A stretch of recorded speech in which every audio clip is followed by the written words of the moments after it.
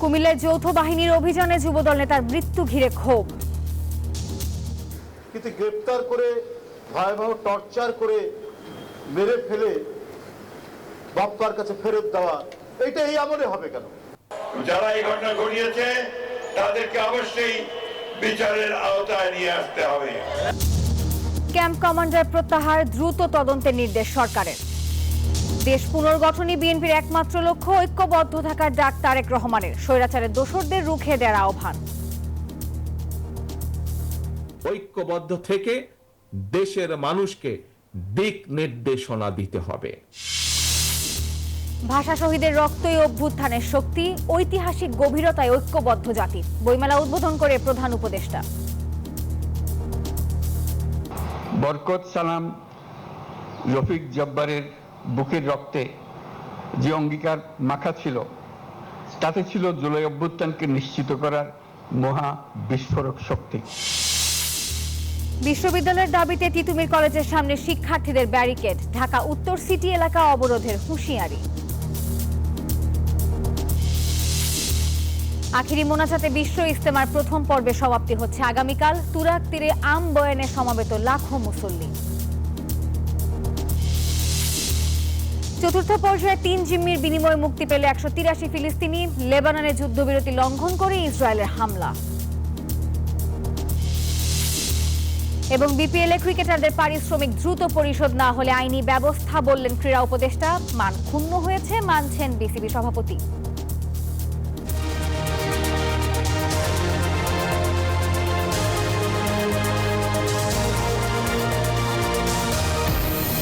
স্বাগত জানাচ্ছি নিউজ 24 সংবাদে। আপনাদের সঙ্গে আছি আমি নাফিসা হক। এতক্ষণ দেখছিলেন সংবাদ শিরোনাম, এবারে যাচ্ছি পুরো খবরে। কুমিল্লায় যৌথ বাহিনীর অভিযানে যুবদল নেতা তৌহিদুলের মৃত্যু ঘিরে ক্ষোভে ফুঁসছে বিএনপি। এই ঘটনার প্রতিবাদে কুমিল্লায় বিক্ষোভ করেছেন স্থানীয় নেতাকর্মী ও সাধারণ মানুষ। তদন্ত সাপেক্ষে এই ঘটনার দ্রুত বিচার দাবি করেছেন তৌহিদুলের স্বজন ও স্থানীয়রা। যৌথ বাহিনীর অভিযানে আটকের পর যুবদল নেতা তৌহিদের মৃত্যু ঘিরে ক্ষোভে উত্তাল কুমিল্লা। শনিবার সকালে মরদেহ নিয়ে বিক্ষোভ ও মানববন্ধন করেছে এলাকাবাসী। স্বজনদের অভিযোগ, বৃহস্পতিবার দিবাগত রাতে তাকে ধরে নিয়ে যায় যৌথ বাহিনী। শুক্রবার সকালে হাসপাতাল থেকে খবর পেয়ে গিয়ে তাকে মৃত দেখতে পান স্বজনরা। তদন্ত সাপেক্ষে এ ঘটনার বিচারের দাবি জানান তারা। সিভিলদের দুইজন এই লোক আসলো মুখোশ বাঁধা সেনাবাহিনীর গাড়ির মাঝে নিয়ে এই ফাঁড়ির কাছে এদিকে আমার চোখ বাঁধা আসলে আমি কইতার অনুমান ঘুমতে গাঙ্গের কান্দার মাঝে নিয়ে নির্যাতন করছে, অনেক মারধর করছে। আমার বাসি যাবে ছাড়া নিষ্ঠুরভাবে মারতেছে বাবা, এরকম মানুষ মারে না। তাদের ভিতরে কোনো দয়া মায়া কিছু ছিল না। ভুল তথ্যের ভিত্তিতে আমরা ওনাকে তুলে নিয়ে গেছি, নিয়ে যাই মিস্টেক হয়ে গেছে। তো ভুল কি, এটা কি মানুষের জীবন কি কোনো ক্ষমা চাইয়া হইতে পারে? তৌহিদের মৃত্যু ঘিরে বেড়েছে স্থানীয়দের ক্ষোভ। যারা এই ঘটনার সাথে দায়ী তাদের সুষ্ঠু তদন্তের মাধ্যমে বিচারের দাবি জানাচ্ছি। শনিবার সকালে ময়নাতদন্ত শেষে মরদেহ বাড়ি নিয়ে গেলে লাশের গাড়ি সহ বিক্ষোভ ও মানববন্ধন করে এলাকাবাসী। পরিবারের পক্ষ থেকে জানানো হয়, তৌহিদের কাছে অস্ত্র আছে এমন অভিযোগে তাকে ধরে নিয়ে যাওয়া হয়। Desk report, news 24।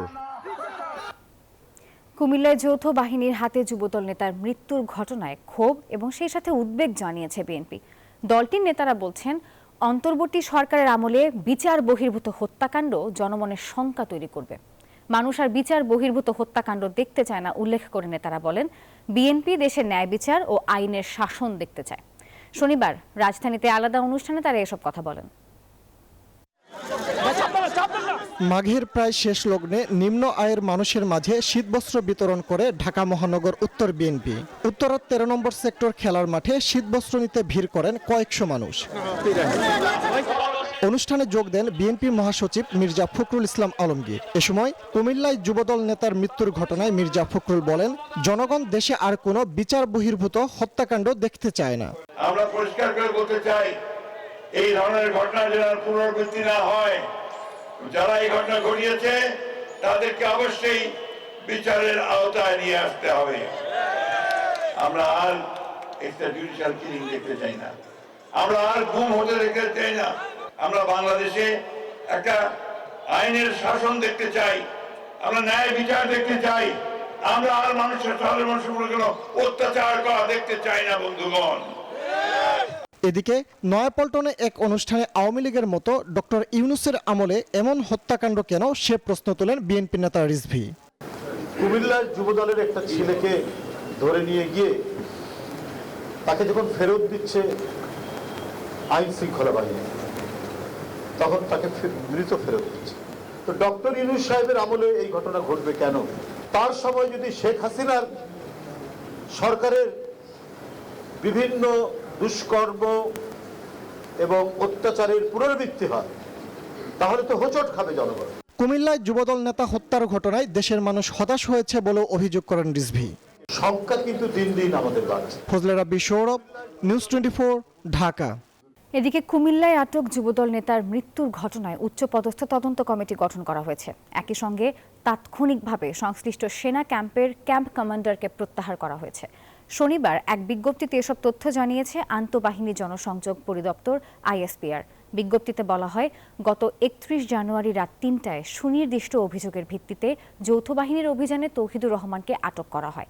এদিন 12:30টায় কুমিল্লা মেডিকেল কলেজ হাসপাতালে মৃত্যুবরণ করেন তিনি।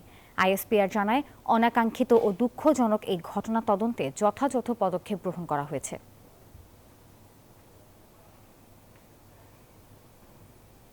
নিরাপত্তা বাহিনীর হেফাজতে কুমিল্লায় যুবদল নেতা মোহাম্মদ তৌহিদুল ইসলামের মৃত্যুর ঘটনার দ্রুত তদন্তের নির্দেশ দিয়েছে সরকার।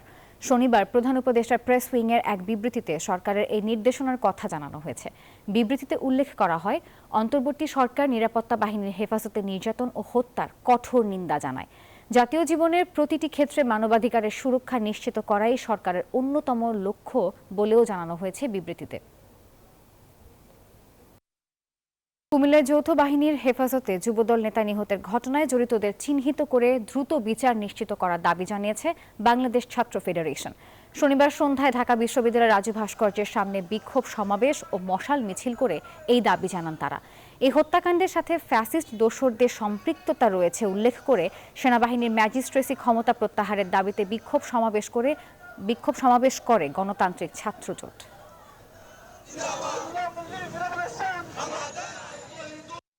24 জুলাই গণঅভ্যুত্থানের যে আকাঙ্ক্ষার যে বাংলাদেশ, সেই আকাঙ্ক্ষার বাংলাদেশে আমরা কোন রকমের বিচার বহির্ভূত হত্যাকাণ্ড দেখতে চাই না।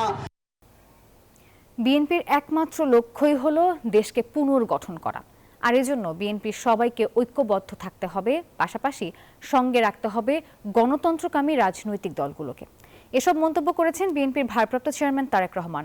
ব্রাহ্মণবাড়িয়া জেলা বিএনপির সম্মেলনে তিনি বলেন, যে কোনো পরিস্থিতিতে জনগণের পাশে থাকতে হবে। অভিযোগ করেন, স্বৈরাচারের প্রধান পালিয়ে গেলেও ষড়যন্ত্র করছে আওয়ামী দোসররা। বেশ কয়েকদিন ধরেই বিএনপির সম্মেলন নিয়ে উত্তাপ ছিল ব্রাহ্মণবাড়িয়ার রাজনৈতিক অঙ্গনে। কয়েকবার স্থান বদল করে দলের ভারপ্রাপ্ত চেয়ারম্যান তারেক রহমানের মধ্যস্থতায় ঐক্যবদ্ধভাবে সম্মেলন হয় সোহাগপুর আব্বাস উদ্দিন খান মডেল কলেজ প্রাঙ্গণে। বিভিন্ন থানা ও ইউনিয়ন থেকে যোগ দেন বিএনপি নেতাকর্মীরা। প্রধান অতিথির বক্তব্যে তারেক রহমান বলেন, স্বৈরাচারের প্রধান দেশ থেকে পালিয়ে গেলেও সক্রিয় আছে আওয়ামী লীগের দোসররা। স্বৈরাচারের মাথাটা পালিয়ে গিয়েছে, কিন্তু স্বৈরাচারের কিছু কিছু অবশিষ্ট এখনো রয়ে গিয়েছে বাংলাদেশে। এরা বিভিন্নভাবে মাথা চাড়া দেবার চেষ্টা করছে। এরা বিভিন্নভাবে চেষ্টা করছে নিজেদের অবস্থানকে কোনোভাবে গুছিয়ে নিয়ে আবার দেশটি তাদের দখলে নিতে। তাদের এই লক্ষ্যকে আমরা হাসিল করতে দিতে পারি না। জানান, দেশ পুনর্গঠনই বিএনপির একমাত্র কাজ, তাই সবাইকে ঐক্যবদ্ধভাবে থাকার আহ্বান জানান তিনি। বাংলাদেশের মানুষের প্রত্যাশা যেই দেশের, সেই দেশকে যদি গড়তে হয়, কে করতে পারবে? বাংলাদেশ জাতীয়তাবাদী দল বিএনপি একমাত্র এই দেশকে জনগণের প্রত্যাশা অনুযায়ী গড়ে তুলতে সক্ষম হবে। মাথা পালালেও তাদের দোসররা এখনো নিজেদের অস্তিত্ব জানান দেওয়ার চেষ্টা করছে। তাদের এই লক্ষ্য হাসিল করতে দেয়া যাবে না। তাই দেশকে রক্ষা করতে হলে সবাইকে যে কোনো মূল্যে ঐক্যবদ্ধ থাকার আহ্বান জানান তারেক রহমান। নিজেদের স্বার্থ রক্ষার জন্য যদি তর্ক বিতর্কে লিপ্ত থাকি, সেই পালিয়ে যাওয়া স্বৈরাচার হবে সবচেয়ে বড় লাভবান। বিএনপির প্রতিটা নেতাকর্মীকে আমাদের ঐক্যবদ্ধ থাকতে হবে এবং ঐক্যবদ্ধ থেকে দেশের মানুষকে দিক নির্দেশনা দিতে হবে। কোন্দলে নয়, আলোচনার মাধ্যমে মতপার্থক্য সমাধানের আহ্বান জানান বিএনপির ভারপ্রাপ্ত চেয়ারম্যান। প্রথম পর্ব শেষে তারেক রহমান জানান, সবার সাথে আলোচনার ভিত্তিতে কমিটি গঠন প্রক্রিয়া পরে জানানো হবে। নাইম আল চিকো, নিউজ 24, ব্রাহ্মণবাড়িয়া। অন্য প্রসঙ্গ, অমর একুশে বইমেলাকে ঐক্যের বন্ধন হিসেবে উল্লেখ করে প্রধান উপদেষ্টা ডক্টর মোহাম্মদ ইউনূস বলেছেন, ভাষা শহীদের বুকের রক্ত ছিল জুলাই অভ্যুত্থান নিশ্চিত করার বিস্ফোরক শক্তি। বাংলা একাডেমি প্রাঙ্গণে মাসব্যাপী অমর একুশে গ্রন্থমেলার উদ্বোধনী অনুষ্ঠানে এই কথা বলেন তিনি। ডক্টর ইউনূস আরও বলেন, জুলাই আন্দোলন জাতিকে ঐতিহাসিক গভীরতায় ঐক্যবদ্ধ করেছে।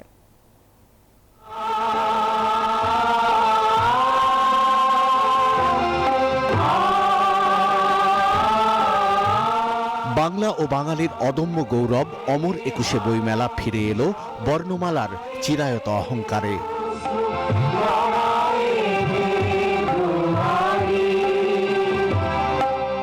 অমর একুশের অবিনাশী গানের সুরে বাংলা একাডেমি প্রাঙ্গণে মাসব্যাপী এ মেলার উদ্বোধন করেন অন্তর্বর্তী সরকারের প্রধান উপদেষ্টা ডক্টর মোহাম্মদ ইউনূস। অমর একুশে বইমেলা প্রধান অতিথির বক্তৃতায় ডক্টর ইউনূস বলেন, বাঙালি জাতির ঐক্যের বন্ধনকে দৃঢ় করে মহান 21শে ফেব্রুয়ারি। 21 আমাদের ঐক্যের দৃঢ় বন্ধন। এই বন্ধন ছোট বড়, যৌক্তিক অযৌক্তিক সকল দূরত্বের ঊর্ধ্বে। এই জন্য সকল প্রকার জাতীয় উৎসবে, সংকটে, দুর্যোগে আমরা শহীদ মিনারে ছুটে যাই, যেখানে আমরা স্বস্তি পাই, আমরা শান্তি পাই, আমরা সমাধান পাই। প্রধান উপদেষ্টা মনে করেন, জুলাই গণ আন্দোলনে অনুপ্রেরণা আর শক্তি হয়ে উঠেছিল 21-এর চেতনা। বরকত সালাম রফিক জব্বারের বুকের রক্তে যে অঙ্গীকার মাখা ছিল, তাতে ছিল জুলাই অভ্যুত্থানকে নিশ্চিত করার মহা বিস্ফোরক শক্তি। অর্ধ শতাব্দী পর এই মহা বিস্ফোরণ গণ অভ্যুত্থান হয়ে দেশ পাল্টে দিল। এই বিস্ফোরণ আমাদের মধ্যে নতুন বাংলাদেশ গড়ার প্রত্যয় গ্রথিত করে দিয়ে গেল। 17 কোটি মানুষের প্রতিজনের সত্তায় এই প্রত্যয় গভীরভাবে গ্রথিত হলো। উদ্বোধনী দিনে বাংলা ভাষা ও সাহিত্যে অবদানের স্বীকৃতি স্বরূপ 7 কবি, সাহিত্যিক এবং সাহিত্য অনুরাগীকে বাংলা একাডেমি পুরস্কার তুলে দেন ডক্টর মোহাম্মদ ইউনূস। শাহ আলী জয়, নিউজ 24, ঢাকা। বিশ্ববিদ্যালয়ের দাবিতে তিতুমির কলেজের সামনের রাস্তায় ব্যারিকেড দিয়ে অবস্থান করছেন শিক্ষার্থীরা। দাবি না মানা পর্যন্ত পূর্ব ঘোষিত Barasat barricade two north city কর্মসূচি চালিয়ে যাবেন তারা। দাবি আদায়ে 4 দিন ধরে চলছে তাদের আমরণ অনশন। Barasat barricade two north city কর্মসূচির অংশ হিসেবে বিকেলে সড়ক ব্যারিকেড দেন শিক্ষার্থীরা। পরে মহাখালী ও গুলশান এলাকায় মিছিল করেন। দাবি না মানলে ঢাকা উত্তর সিটি কর্পোরেশন এলাকা অবরোধের হুঁশিয়ারিও দিয়েছেন আন্দোলনকারীরা। কাল ভোর থেকে আখেরি মোনাজাত শেষ হওয়া পর্যন্ত কর্মসূচি স্থগিত রেখে আবারও আন্দোলন করবেন তারা। যদি 6 কলেজ তারা সেন্ট্রাল ইউনিভার্সিটি চায়, তাদেরকে রাষ্ট্রের পক্ষ থেকে সেন্ট্রাল ইউনিভার্সিটি দিয়ে দেওয়া হোক। তবে তিতুমিরের দাবি সেই প্রথম থেকেই বিশ্ববিদ্যালয়, স্বতন্ত্র বিশ্ববিদ্যালয়, এবং আমাদের এই দাবিতে আমরা অনড় থাকব। আমরা সড়ক এবং রেলপথ যেটা আছে সেটা চলমান থাকবে। আখেরি মোনাজাতের পরে আমাদের যে স্পন্টানিয়াস যে কর্মসূচি আছে সেটা চলমান থাকবে। জামায়াতে ইসলামীর আমির ডক্টর শফিকুর রহমান বলেছেন, তার দলের কর্মীরা দেশের কোথাও চাঁদাবাজি দখলে নেই। শনিবার সুনামগঞ্জ শহরের সরকারি জুবিলি উচ্চ বিদ্যালয়ের মাঠে কর্মী সম্মেলনে কথা বলেন তিনি। জামাতের আমির বলেন, যারা গুম খুনে জড়িত আগে তাদের বিচার করতে হবে। মানব সমাজকে কলঙ্ক মুক্ত করতেই এই বিচার করতে হবে মন্তব্য করেন তিনি। বাংলাদেশ জামাতে ইসলামী আপনাদের সামনেই গড়ে উঠেছে। আমাদের কার্যকলাপ আপনারাই দেখছেন। যদি মনে করেন আমাদের মধ্যে ব্যাপক হারে সমাজ বিরোধী কাজ আছে, আমাদেরকে আপনারা প্রত্যাখ্যান করবেন এবং আমাদের থেকে আপনারা দূরে থাকবেন। এই সংগঠনের সাথে থাকার দরকার নাই যারা অপরাধের সাথে জড়িত ব্যাপকভাবে। কাল সকাল 9টায় আখেরি মোনাজাতে শেষ হবে বিশ্ব ইজতেমার প্রথম পর্বের প্রথম ধাপ। মোনাজাতে অংশ নিতে টঙ্গীর তুরাগ তীরে দলে দলে আসছেন মুসল্লিরা। মোনাজাত পর্যন্ত বয়ানে থাকবেন তারা। মুসলিম উম্মার দ্বিতীয় বৃহত্তম জমায়েতে লাখো মুসল্লির ঢল সামাল দিতে ধাপে ধাপে হচ্ছে এবারের ইজতেমা। লাখো মুসল্লির অংশগ্রহণে তুরাগ তীরে 58তম বিশ্ব ইজতেমা। প্রথম ধাপে অংশ নিয়েছেন 41টি জেলার মুসল্লিরা। সুরে নেজাম বা জুবায়েরপন্থীদের আয়োজনে বিকালে অনুষ্ঠিত হয় যৌতুকবিহীন বিয়ে। দ্বিতীয় দিনে বাদ ফজর বয়ান করেন পাকিস্তানের মাওলানা খুরশেদ আলম, তর্জমা করেন বাংলাদেশের মাওলানা ওবায়দুর রহমান। নামাজের উপর গুরুত্ব আরোপ করেন তিনি। এখানে সারা বাংলাদেশ থেকে আমরা বিশ্ব মুসলিম ভাতৃত্ব গণ সবাই এসে একত্রিত হয়েছি। মুসলমান আমরা ভাই ভাই, মানুষ মাত্রে আমরা সব এক। আলেমে সুরার মাধ্যমে বাংলাদেশে যাতে দুইবার ইজতেমা, এই জন্য আমরা আল্লাহ তাআলার কাছে শুকরিয়া কামনা করছি। গাজীপুর মেট্রোপলিটনের পুলিশ কমিশনার জানালেন, শান্তিপূর্ণ করতে এবার বিভিন্ন ধাপে অনুষ্ঠিত হচ্ছে এবারের বিশ্ব ইজতেমা। আর তাবলিগ জামায়াতের মুরব্বী মাওলানা মুফতি কাফায়েতুল্লাহ জানান, ইজতেমায় এখন পর্যন্ত 3 জনের মৃত্যুর খবর পাওয়া গেছে। আগামীকালকে আখেরি যে মোনাজাত হবে সেটি 9টা থেকে 9:30টার মধ্যে হবে ইনশাল্লাহ। আর আখেরি মোনাজাতের আগে আমরা 6টা থেকে 300 ফুটের মাথায়, দৌড় ব্রিজের মাথায় এবং বগুড়া মাথায়, এই যে বাকি যে ভিতরে যে অঞ্চলটুকু, সেই অঞ্চলে সকল প্রকার যানবাহন আমরা বন্ধ রাখব। বিগত বছরগুলোর তুলনায় এবার সবাই খুব সুশৃঙ্খলভাবে এবং সবাই বেশ উদ্দীপনার সাথে কাজ করছেন। রবিবার সকাল 9টায় মোনাজাতের মধ্য দিয়ে শেষ হবে প্রথম ধাপ। 3, 4 ও 5 তারিখ দ্বিতীয় ধাপ এবং 14 ও 15 তারিখ মাওলানা সাদ অনুসারীদের ইজতেমা অনুষ্ঠিত হবে।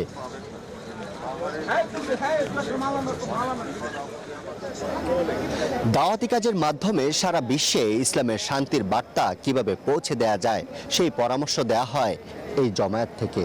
সেই সাথে দোয়া করা হয় মুসলিম উম্মার শান্তি কামনায়। বিশ্ব ইজতেমা থেকে আরিফুল ইসলাম, নিউজ 24। দর্শক, ইজতেমা ময়দান থেকে এই মুহূর্তে আমাদের সঙ্গে সরাসরি যুক্ত হচ্ছেন সহকর্মী নাজমুল হুদা। নাজমুল, এই মুহূর্তে ইজতেমায় কি ধরনের আনুষ্ঠানিকতা চলছে জানাবেন এবং সার্বিক পরিস্থিতি আপনি কেমন দেখছেন?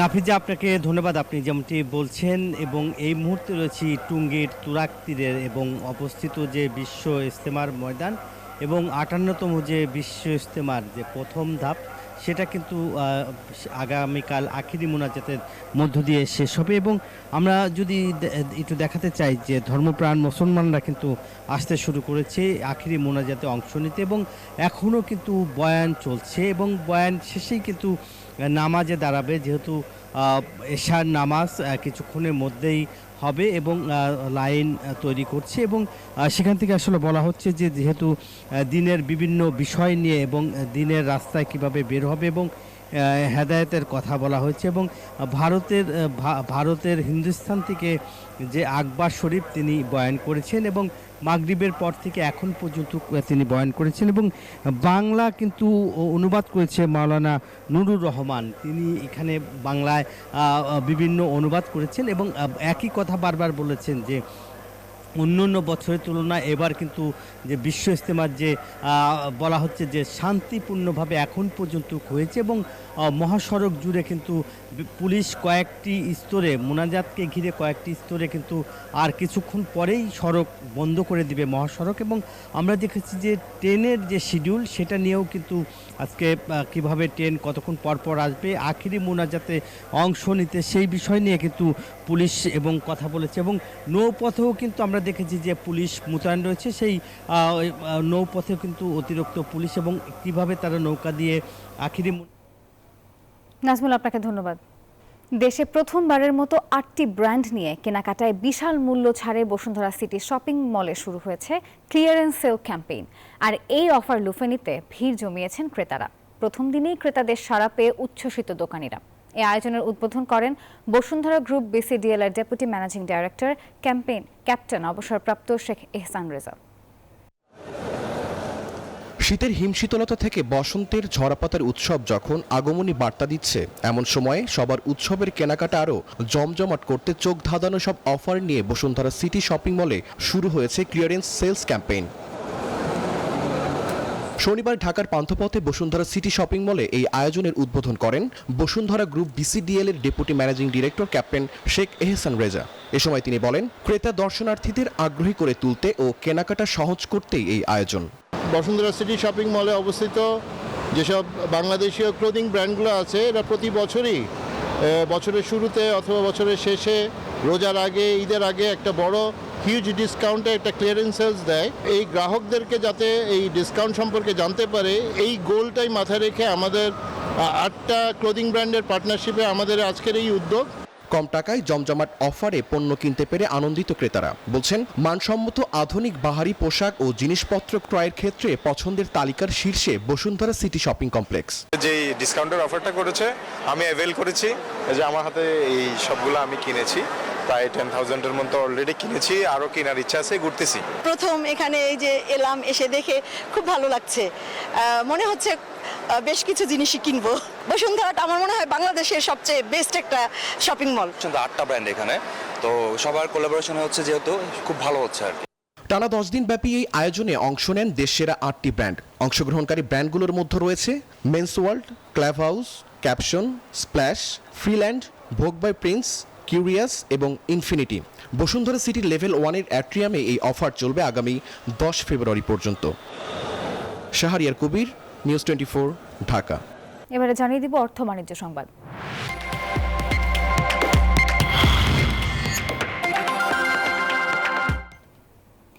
দেশের বাজারে ফের বাড়ল জ্বালানি তেলের দাম।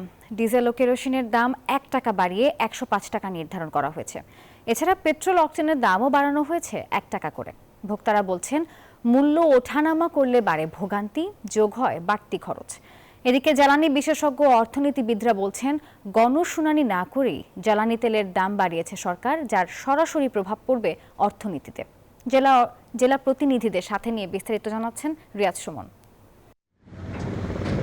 গত বছরের মার্চ থেকে বিশ্ববাজারের সঙ্গে সামঞ্জস্য রেখে জ্বালানি তেলের স্বয়ংক্রিয় মূল্য নির্ধারণ শুরু করে অন্তর্বর্তী সরকার। সে হিসেবে প্রতি মাসে নতুন দাম ঘোষণা করা হয়। জ্বালানি তেলের নতুন দাম নির্ধারণ করে শুক্রবার প্রজ্ঞাপন জারি করে বিদ্যুৎ ও জ্বালানি মন্ত্রণালয়। এতে প্রতি লিটার ডিজেল ও কেরোসিনের দাম 104 টাকা থেকে বাড়িয়ে 105 টাকা, পেট্রোল প্রতি লিটার 121 টাকা থেকে বাড়িয়ে 122 টাকা এবং অকটেন 125 টাকা থেকে বাড়িয়ে 126 টাকা করা হয়েছে। 1 টাকা 2 টাকা বাড়তেছে, তো বাড়তেছে, এটা কন্টিনিউ বাড়তেছে। দাম আরো কমানো উচিত, আমাদের তো ক্রয় ক্ষমতার বাইরে যাচ্ছে। জিনিসপত্রের দাম বেড়ে যায়, তেলের উপরে সবকিছু নির্ভর করে। আমরা চাইবো যে একটু কমের মধ্যে হোক, যাতে আমরা গ্রাহক যারা আছে সুলভ মূল্যে কিনতে পারে, একটু স্বস্তি পায়। জ্বালানি তেলের দাম নির্ধারণে গণশুনানি হয়নি বলে অভিযোগ বিশেষজ্ঞদের। বলছেন, ভোক্তার মত প্রকাশের সুযোগ না রেখেই নির্বাহী আদেশে তেলের দাম বাড়িয়েছে সরকার। জ্বালানি বিভাগ নির্বাহী আদেশে তারা ইচ্ছামাফিক দাম বৃদ্ধি করেছে। তাদের এই দাম বৃদ্ধির ভিত্তির যৌক্তিকতা আদৌ আইনি প্রক্রিয়ায় প্রতিষ্ঠিত নয়। আমরা মনে করি এই বিষয়টি সরকার তার মেয়াদকালে সরকার সংশোধন করে সরকার তার অপরাধমূলক এমন কাজকর্ম থেকে নিজেকে বিরত রাখবে। এই অর্থনীতিবিদের মতে, জ্বালানি তেলের দাম বৃদ্ধিতে উৎপাদন খরচ বাড়বে, অর্থনীতিতে পড়বে বিরূপ প্রভাব। জ্বালানি তেল হচ্ছে সমস্ত উৎপাদনের মূল খরচের একটি বড় কম্পোনেন্ট। চাহিদা তাড়িত মুদ্রাস্ফীতির সাথে সাথে কস্ট জনিত খরচ জনিত যে মুদ্রাস্ফীতি, যখন দুইটার প্রভাব একসঙ্গে যুক্ত হবে, তার নেট রেজাল্ট একটাই, সেটা হচ্ছে দ্রব্যের দাম সাধারণ মূল্য স্তর, যেটা পণ্য সামগ্রীর এভারেজ মূল্য স্তর বা মূল্যস্ফীতি, এটা আরো বেড়ে যাবে। গণশুনানি ব্যতীত জ্বালানি তেলের দাম বাড়ালে ভোক্তারা কখনই জ্বালানি সুবিচার পাবে না, তাই কার্যকর পদক্ষেপের পরামর্শ বিশেষজ্ঞদের। রিয়াদ সুমন, নিউজ 24, ঢাকা।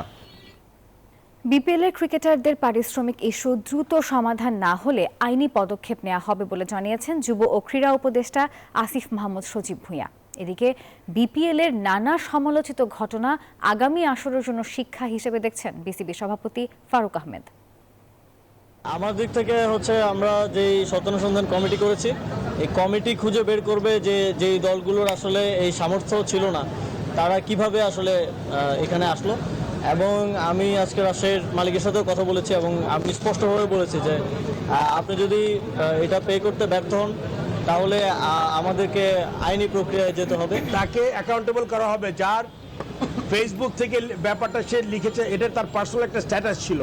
এটা আমার মনে এমন কিছু বলে নাই, যদি এমন হয় তাহলে এরকম হতে পারে। দর্শক, আর এই ছিল নিউজ 24 সংবাদের এখনকার আয়োজনে। আরো সংবাদক বিশ্লেষণ জানতে ভিজিট করুন news24bd.tv.com। এতক্ষণ সঙ্গে থাকার জন্য ধন্যবাদ সবাইকে।